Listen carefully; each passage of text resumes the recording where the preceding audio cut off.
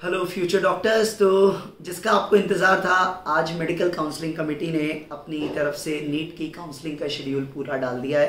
तो जो all India Kota या डीम्ड सेंट्रल यूनिवर्सिटीज़ या आप बोले एम्स जिपमर के लिए काउंसलिंग का प्रोसेस है, वो पूरी डिटेल्स आज उन्होंने वेबसाइट पे डाल दी है। तो इस वीडियो में आज अपन वही पूरे शेड्यूल और डिटेल्स को आज जानने की कोशिश करेंगे। तो आइए देखते हैं सबसे पहले कि क्या उन्होंने शेड्यूल दिया है। तो देखिए, जो मैं देख पा रहा हूँ, नीट की 15% all India quota seats deemed central universities, AIIMS, JIPMER, ESIC, AFMC की जो भी सीट्स हैं, इनके लिए सबसे पहले 2 राउंड्स होंगे। ऑल इंडिया कोटा के लिए 2 राउंड्स होंगे। पहले राउंड के लिए आपको रजिस्ट्रेशन स्टार्ट होगा 27 अक्टूबर से, जो आप कर सकते हो 2 नवंबर को शाम 5 बजे तक। 2 नवंबर तक की आप अपनी चॉइस फिलिंग कर सकते हैं। 3rd और 4th को वो प्रोसेसिंग करके 5th नवंबर को फर्स्ट राउंड का आपको रिजल्ट मिलेगा। उसके बाद आपको जाके रिपोर्ट करना है 6 नवंबर से 12 नवंबर के बीच।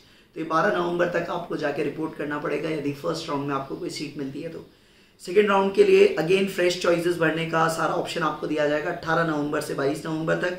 और उसके बाद जो आपकी रिजल्ट उसका आएगा वो आएगा 25 नवंबर को। और उसके बाद अगर आपको सीट सेकेंड राउंड में मिलती है, अपग्रेड होती है, तो आपको 26 नवंबर से 2 दिसंबर के बीच में जाके रिपोर्टिंग करनी है।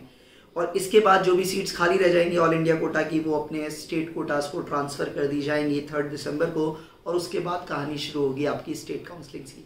बट हाँ, ऑल इंडिया कोटा के अलावा एम्स, जिपमर, सेंट्रल और डीम्ड यूनिवर्सिटी, जिनकी सारी काउंसलिंग ही एमसीसी कराएगी, उनके लिए 2 और राउंड्स हैं।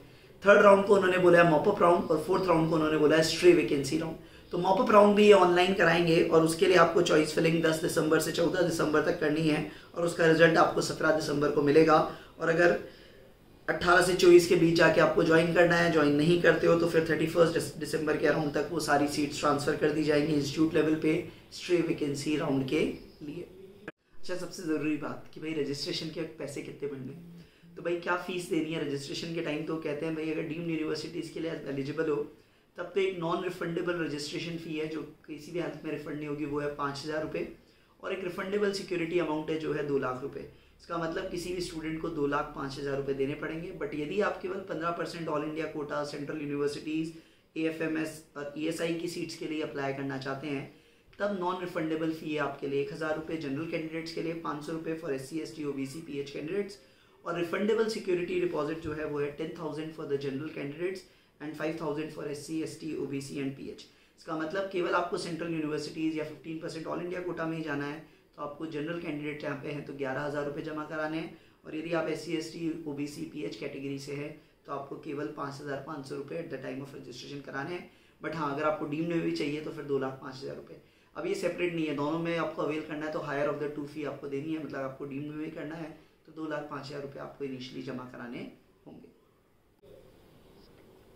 साथ ही इस पूरे काउंसलिंग प्रोसेस को समझाने के लिए एक बहुत बड़ी PDF उन्होंने अपलोड की है, तो जिसको उन्होंने नाम दिया है counselling scheme and frequently asked questions for NEET undergraduate courses MBBS BDS 2020-21। तो इसको अगर मैं देखता हूँ तो देखिए, सबसे पहले ये बात करते हैं 15% ऑल इंडिया कोटा। तो ये 15% ऑल इंडिया कोटा जिसके लिए मैंने आपको कहा 2 राउंड्स होंगे, इनमें कौन कौन सी सीटें हैं। तो इनमें इंक्लूड है 15% MBBS BDS की सीट सारे स्टेट्स की, 100% MBBS BDS सीट्स BHU की, 100% MBBS सीट्स एम्स की across India, all India quota of JIPMER, all India quota seats of AMU, DU, VVM, MMC, ABV, IMS, all India quota seats of faculty of dentistry, Jamia Millia Islamia and all India quota seats of ESIC। इन सब में जो government की standard reservation policy है वो चलेगी। इसके बाद जो डीम्ड यूनिवर्सिटीज़ हैं उनके लिए मैंने कहा राउंड 2 के बाद एक मॉपअप और एक स्ट्रे वैकेंसी राउंड और होगा। मॉपअप राउंड भी ऑनलाइन होगा, स्ट्रे वैकेंसी राउंड ऑनलाइन नहीं होगा। जो भी कैंडिडेट्स क्वालिफाइड डिक्लेयर किए गए हैं नीट रिजल्ट में वो सब इन सब के लिए एलिजिबल हैं। एम्स के लिए भी इसी तरह से 4 राउंड आपके रहने वाले हैं। और एम्स में आपको पता है डोमिसाइल फ्री है, कोई भी अप्लाई कर सकता है, कोई स्टेट की फाउंडेशन नहीं है। ESIC की भी 15% सीट्स डोमिसाइल फ्री हैं और remaining 85% seat state quota seats आपकी रहती है। ऐसी सेंट्रल यूनिवर्सिटीज़ इंस्टीट्यूट्स में भी 4 राउंड होंगे और वही सारी चीज़ें आपके लिए एप्लीकेबल रहेंगी।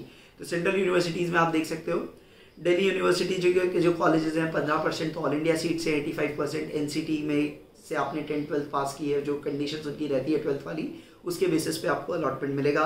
AMU में 50% ऑल इंडिया, 50% उनका इंटरनल कोटा है। BHU में 100% ओपन है। इसी तरह से बाकी VMMC और उसमें 15%, 85% का क्लासिफिकेशन आपको दिखता है।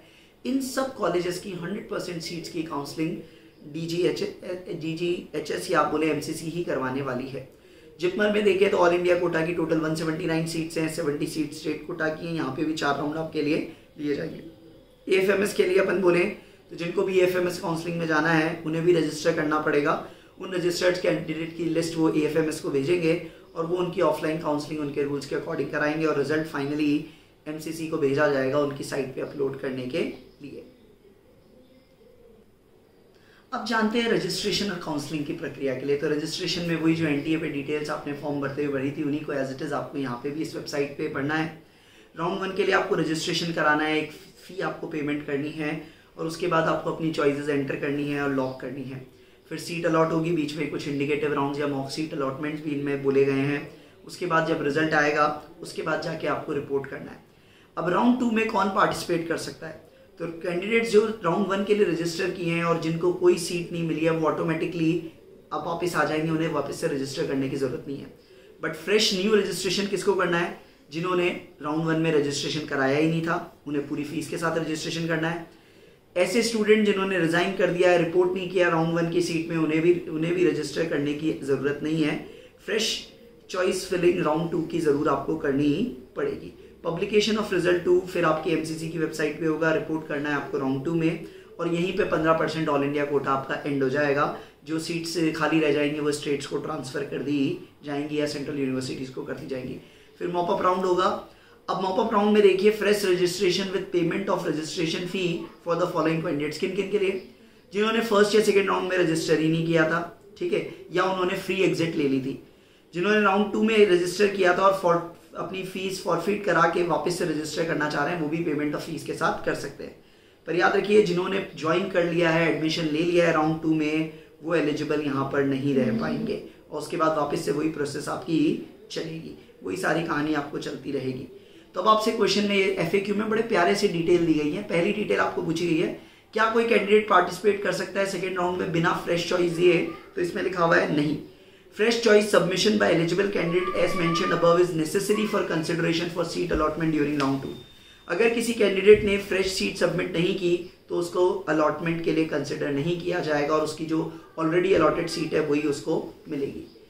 After I join second round of counselling of 15% all India quota deemed can I leave resign to join state quota और प्राइवेट कॉलेज सीट। तो ये कहते हैं कि भाई एक बार आपने 15% कोटा में अगर आपने ज्वाइन कर लिया है तो आपको अलाउ नहीं किया जाएगा as per direction of honourable Supreme Court. If you are allotted a seat in second round and you can exit with forfeiture of security amount, तो पैसे आप जब्त करवा के आप जा सकते हैं, तब तो हो सकता है, अदरवाइज आप अलाउड नहीं होंगे। If I give a consent from upgradation for my choice during first round and if my choice is allotted is it necessary to join at college allotted during second round? वो करना ही होगा। तो यही इन्होंने बोला है, in case candidate is allotted seat during the second round of allotment, seat allotted during the first round will automatically be cancelled and candidate will have to join the new allotted seat। और इसके बाद आपको relieving letter लेना है online first college round में जो seat मिली थी उससे, और अगर कैंडिडेट ने अब ज्वाइन नहीं किया उस पीरियड के अंदर तो उसकी फीस ले ली जाएगी और उसको फिर रजिस्टर वापस से करना पड़ेगा मॉपअप राउंड के लिए। फिर आपसे पूछा गया मॉपअप राउंड की प्रोसीजर क्या होगा, तो वही आपको सारी स्टैंडर्ड रिजल्ट है, आप एफएक्यूज को बहुत अच्छे से पढ़ सकते हैं। फिर देखिए क्या अपग्रेडेशन अलाउड है from second round counselling to mop up round? नहीं, अपग्रेडेशन अलाउड नहीं है जब आपने ज्वाइन कर लिया है। For deemed the candidate will not to be allowed to in any further counselling including history vacancy round of deemed central universities AIIMS और जिपमर। तो उस हिस्ट्री वैकेंसी राउंड में एलिजिबल कौन है? तो भाई ये कह रहे हैं सब कुछ एलिजिबल हैं, केवल 3 कैटेगरी छोड़ के। कौन एलिजिबल नहीं है? वो जिन्होंने अलॉटेड सीट ज्वाइन कर ली है सेकेंड राउंड के अंदर, जिन्होंने अलॉटेड सीट मॉपअप राउंड में ज्वाइन कर ली है या जिन्होंने अलॉट हुई है ज्वाइन की है मॉपअप राउंड में, वो भी एलिजिबल नहीं रहेंगे स्ट्रे वैकेंसी राउंड के लिए। Will there be any fresh registration for stray vacancy round? No, उनके लिए कोई फ्रेश रजिस्ट्रेशन नहीं होगा। 10 times vacant seat list of registered candidates DGHS उनको प्रोवाइड करेगा और उसी के बेसिस पे आगे काम होगा।